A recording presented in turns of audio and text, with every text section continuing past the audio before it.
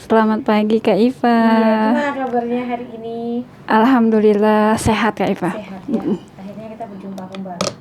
Ya, minggu kemarin kita sempat istirahat dulu ya. Iya, betul. Untuk minggu ini kita kembali lagi untuk berdialog tentunya. Iya, Dan alhamdulillah. tadi hujan ya. Iya, sempat hujan ya Kak Iva. Gimana perjalanan ke sini? Hujan juga kan? Gerimis-gerimis. Gerimis-gerimis ya. Iya. Oke lah. Mudah-mudahan dalam keadaan sehat selalu kita Amin. ya. Amin. Dan juga khususnya untuk sobat pendengar RKU dimanapun berada.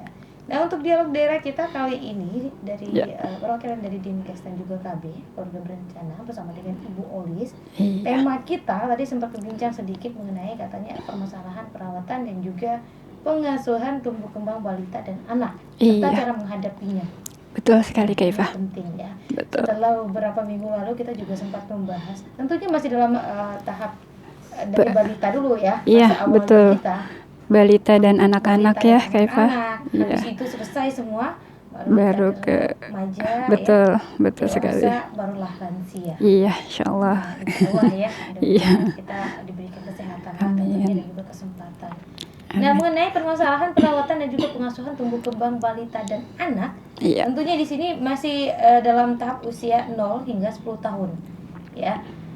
Serta cara menghadapinya itu seperti apa nanti akan dijelaskan oleh Ibu Olis ya. Baik. Kemudian dalam masa penjelasan nanti ketika teman-teman ada keraguan atau ada kebingungan gitu ya, silakan saja bertanya melalui via SMS-nya atau via chat WhatsApp di 081257764090. Ulangi sekali lagi di 081257764090. Chat WhatsApp-nya boleh, SMS-nya boleh, ataupun ada yang ingin nelpon gitu ya. Boleh juga melontarkan pertanyaan ketika ada keraguan seputar dari tema kita untuk edisi pagi hari ini.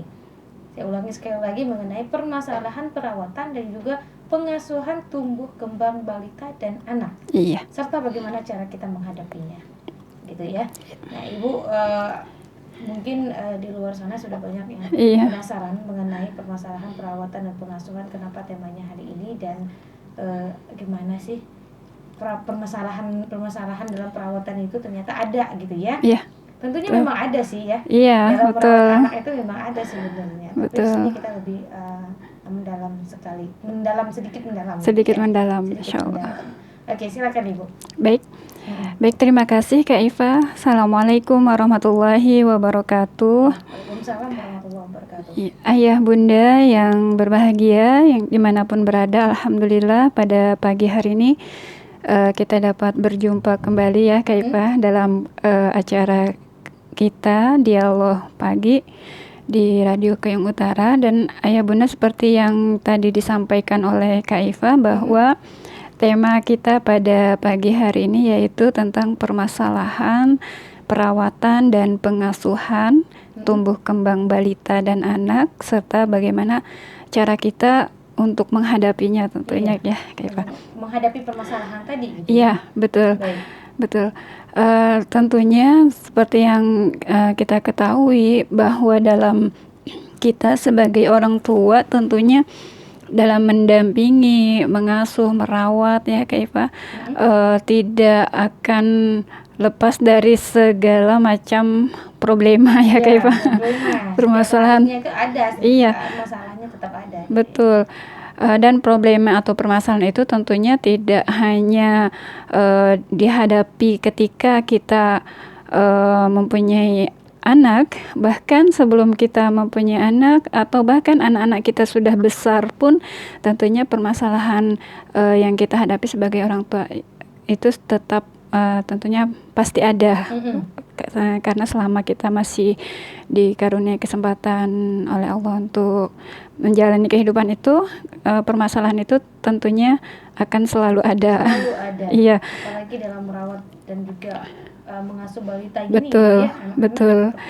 Dan untuk kita dapat menyikapinya dengan sebaik mungkin, tentunya ya kita sebagai orang tua, terutama ibu, perlu mempersiapkan diri untuk membekali diri, mempunyai pengetahuan tentang permasalahan-permasalahan yang kita hadapi dalam merawat dan mengasuh terutama anak-anak kita yang masih balita dan anak-anak usia 0 sampai 10 tahun.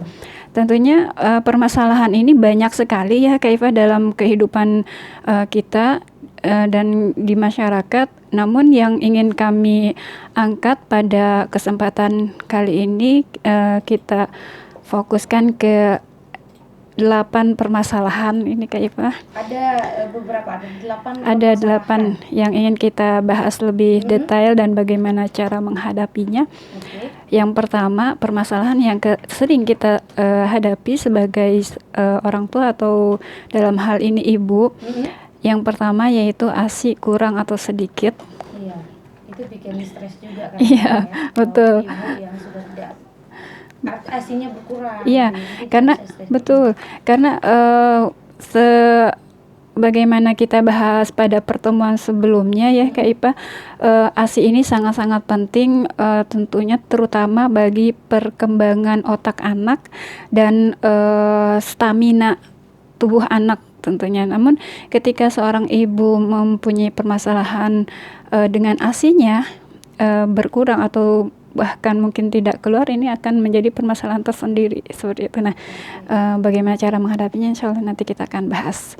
Okay. Kemudian yang kedua yaitu permasalahan yang sering muncul yaitu susah makan. Anak susah makan. Si anaknya tentunya. Jadi si anaknya ini susah makan. Ini permasalahan betul. Bingung. Iya, pasti itu.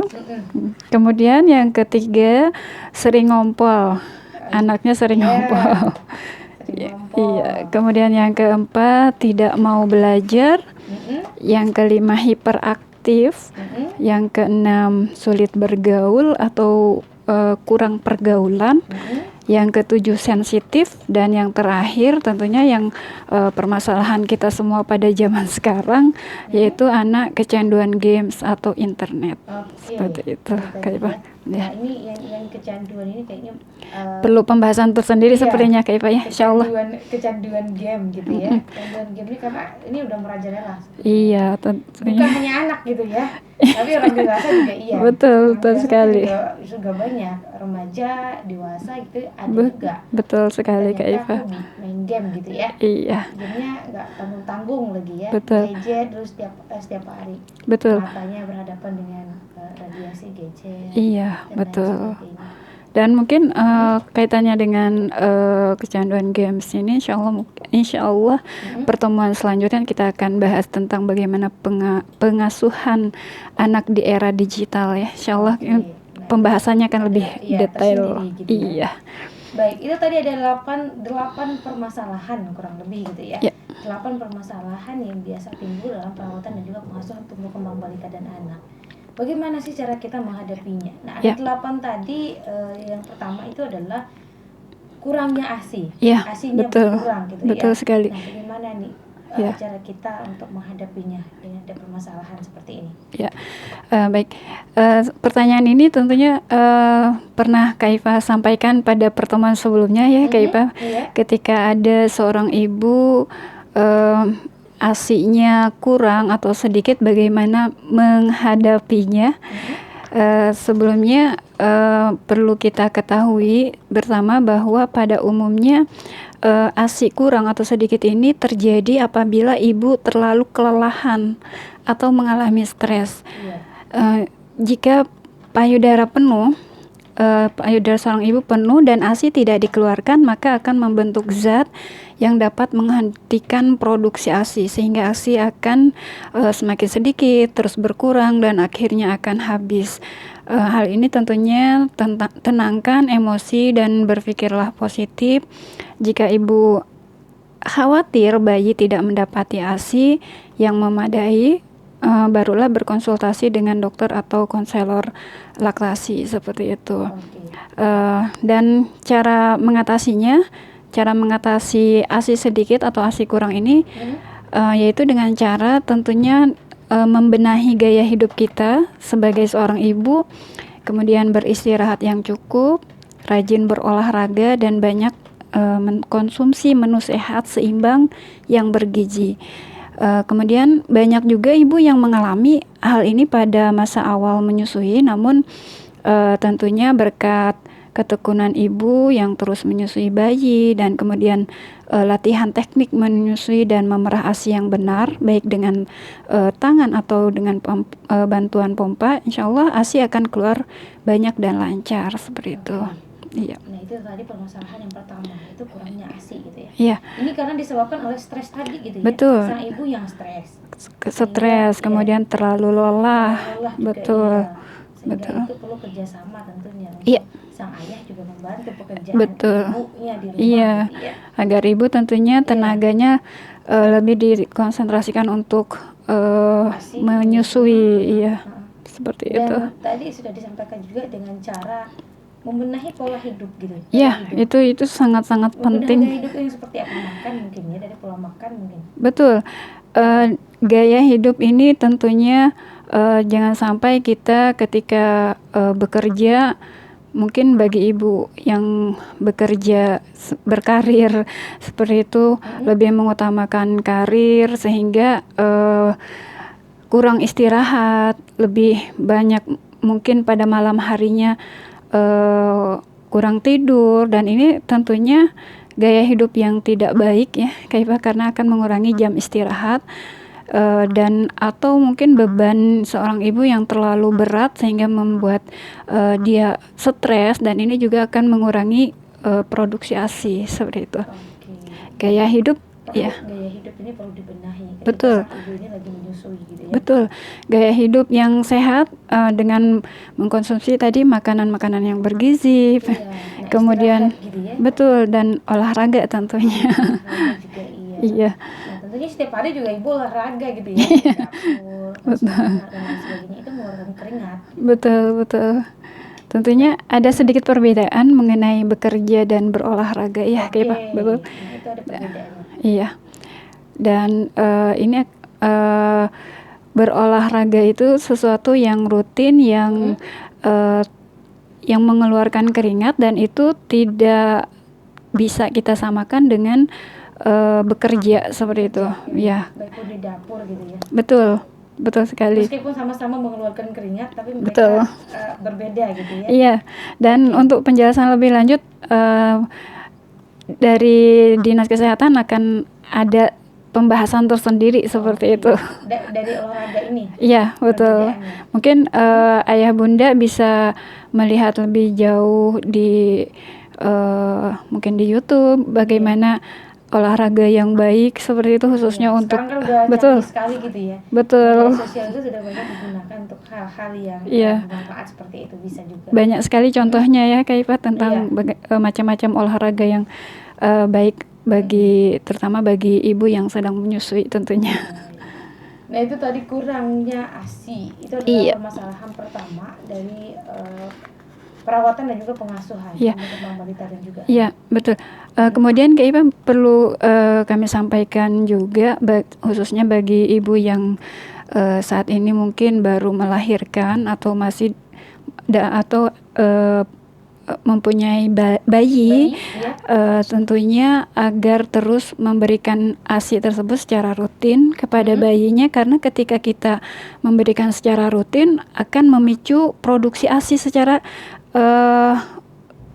berkesinambungan. Ketika kita berhenti, seorang ibu berhenti untuk tidak menyusui, itu akan malah akan menghambat dan bahkan menghentikan produksi ASI seperti itu. Seperti itu ya. Iya. Jadi ilmu juga nih buat bunda-bundanya yang mungkin baru mengalami gitu ya, atau yang baru saja punya baby, punya bayi gitu ya. Jadi bisa untuk mengurangi lah sedikitnya permasalahan yang ada dalam saat kita merawat dan juga mengasuh anak gitu ya. Iya, betul sekali.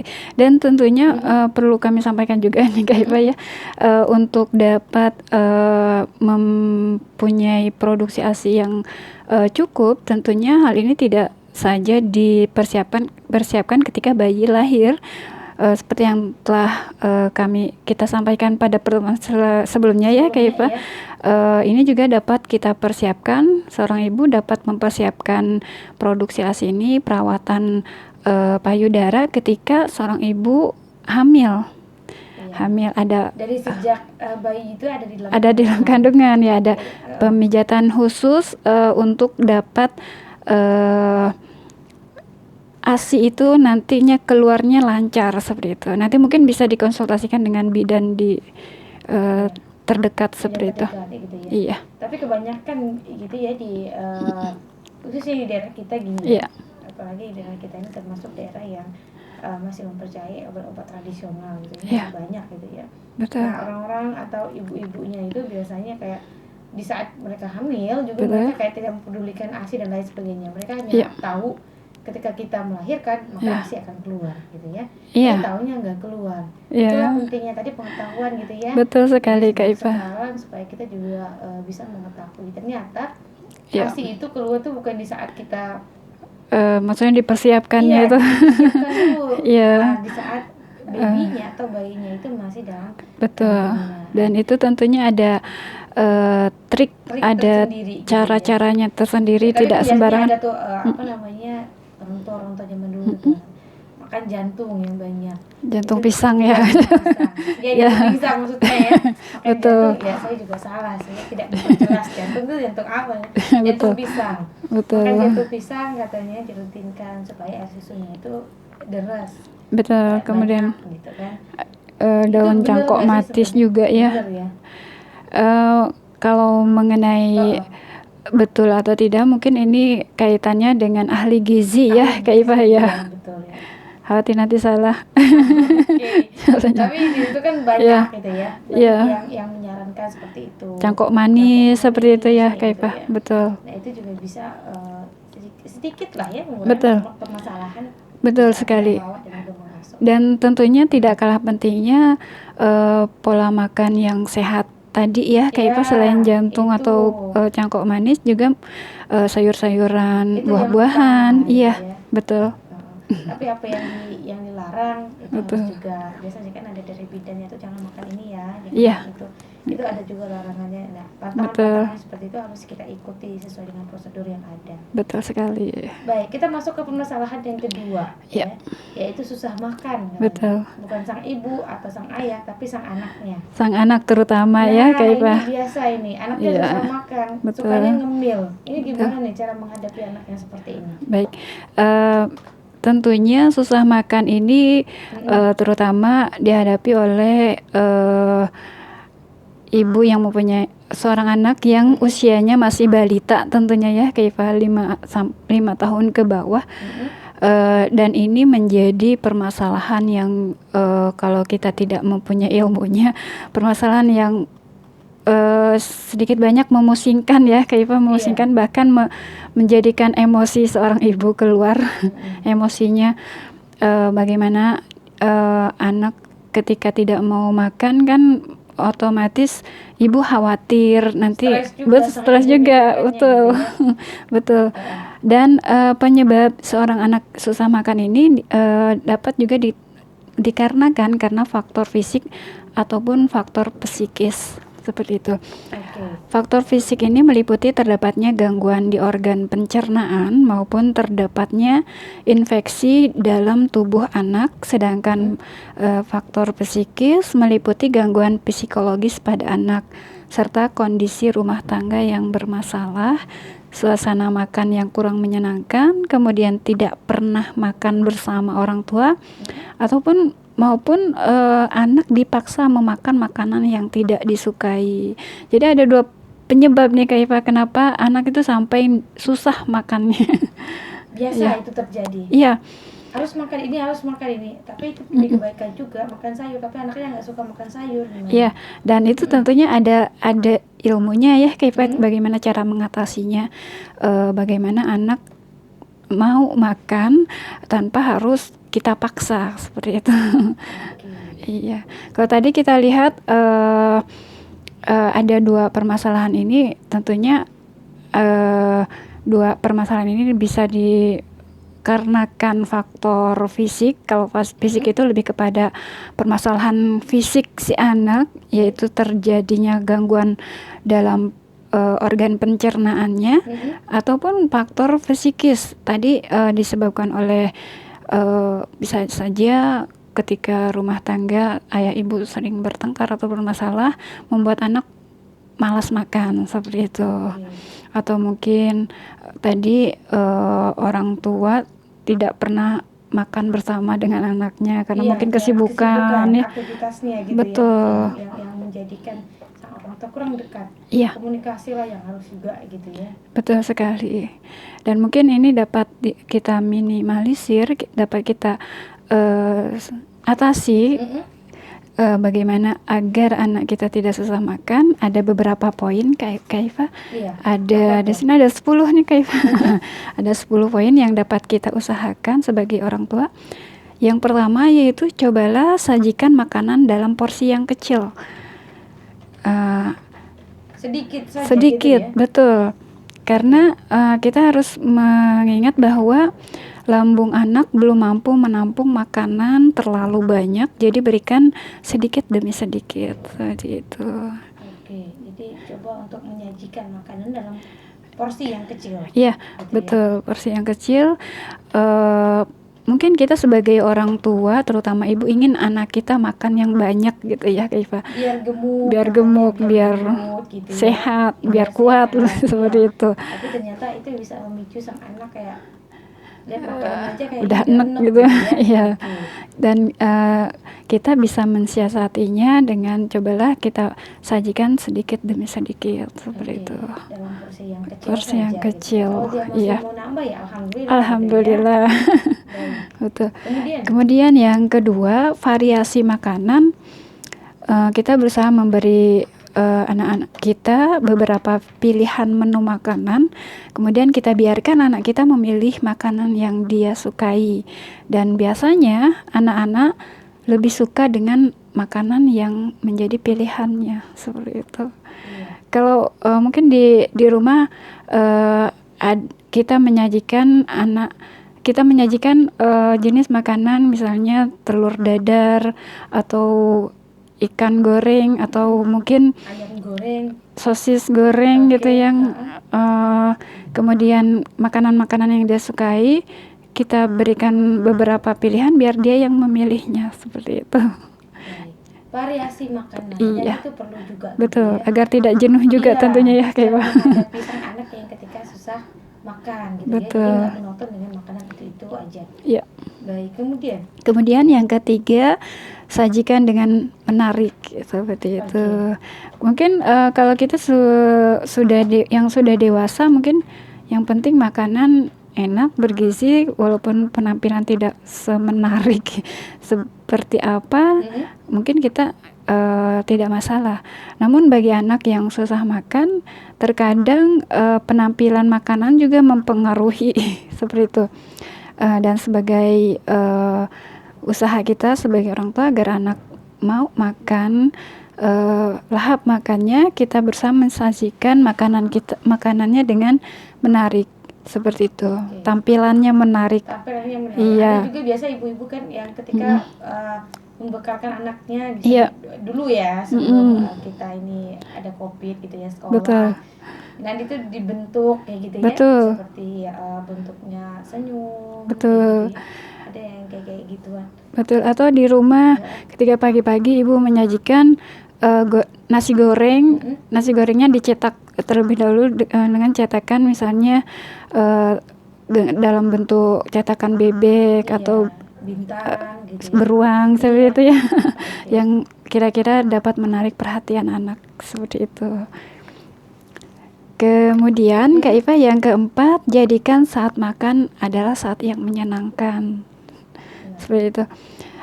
Dalam hal ini tentunya kita sebagai orang tua sangat-sangat perlu menghindari mengancam, menghukum atau menakut-nakuti anak agar lebih banyak makan, karena ini akan membuatnya merasa bahwa saat makan merupakan saat yang tidak menyenangkan dan bukan tak mungkin menimbulkan trauma psikologis bagi si anak seperti itu. Banyak jadi, ya kayak iya, jadi kita harus menjadikan saat kita makan itu menyenangkan untuk sang anak. Betul. Tapi malahan di luar sana oleh orang tuanya sibuk gitu ya dengan urusannya, sang anak dibiarkan makan sendirian. Ambil aja sendiri, di situ udah disiapkan gini. Iya. Padahal sang anak itu butuh perhatian sebenarnya. Betul. Atau bahkan terkadang ibu saking sibuknya lalu mengancam anak kalau tidak mau makan gini, nanti ini kan, nanti malah anak takut. Kalau nggak makan nggak usah ikut. Iya, betul. Atau dihukum kalau tidak makan nanti. Ternyata itu punya efeknya gitu. Iya, trauma psikologis seperti itu. Jadi dalam hal ini tentunya kita sebagai seorang ibu harus stok sabarnya harus besar ya, kayak harus banyak. Banyak. Harus banyak. Kalau habis cari lagi gitu ya sabarnya. Sabarnya. Itu tadi jadikan saat makan itu menyenangkan. Iya. Kemudian yang selanjutnya. Yang kelima, makan teratur. Jadwalkan waktu makan dengan teratur agar anak terbiasa dengan waktu makannya, sama halnya dengan waktu tidur, mandi dan sebagainya. Seperti itu. Biasa gitu ya. Ya. Sudah teratur pagi, siang, malam gitu. Betul. Ya. Enggak sorenya, malamnya udah enggak makan lagi, ngemil atau apa gitu. Iya. Biasa itu. Betul. Dan ini yang keenam nih Kak Iva, beri cemilan yang sehat. Nah, cemilan ini nih perlu kita waspadai juga ya. Cemilan itu harus sehat. Kita lihat dari covernya menarik tapi nggak sehat gitu ya. Betul. Buat apa? Betul sekali. Dan dalam hal ini setelah memberi cemilan sehat ini, setelah anak bisa berjalan, biasanya usia 9 bulan ke atas ya kayak Pak, anak bisa berjalan itu, anak gemar bereksplorasi dengan lingkungannya. Apabila ketika memasuki usia 2 tahun, anak aktivitasnya semakin banyak dan ini mungkin membuatnya sulit untuk duduk manis dan makan dengan tenang. Untuk menyiasatinya, berikan cemilan sehat dalam porsi kecil namun beragam. Misalnya bola-bola kentang isi wortel dan daging cincang, sus mini isi fla coklat, donat, tabur keju dan lain sebagainya. Seperti itu. Itu bisa kita bikin sendiri. Iya. Tanpa betul. Kita harus membeli dan di situ kita tanya-tanya ini sehat nggak sih? Betul. Ketika kita membuatnya sendiri kita tahu porsinya gitu ya. Betul. Ya, baik atau enggak, sehat atau enggaknya tergantung dari kitanya lagi. Betul. Ketika anak kita usianya 9 bulan ke bawah, mungkin anak masih tenang duduk ya kayak atau bayi masih tidur, masih bisa suapin dengan tenang. Namun ketika dia sudah bisa berjalan, berlari dan ini tidak bisa kita paksa untuk duduk dia manis, kita suapin. Dalam hal ini tentunya kita siasati dengan memberikan cemilan tadi ya.